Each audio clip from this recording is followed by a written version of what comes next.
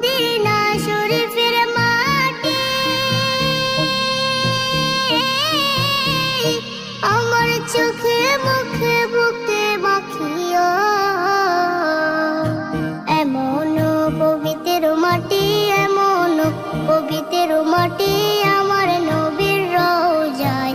তোমরা যদি যাও গো মদিনায়, তোমরা যদি যাও গো মদিনায়। ইয়া রাসূলুল্লাহ, ইয়া হাবিবাল্লাহ, ইয়া রাসূলুল্লাহ, ইয়া হাবিবাল্লাহ।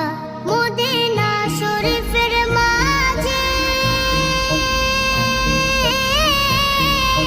বেহেশতের বাগান আছে ও।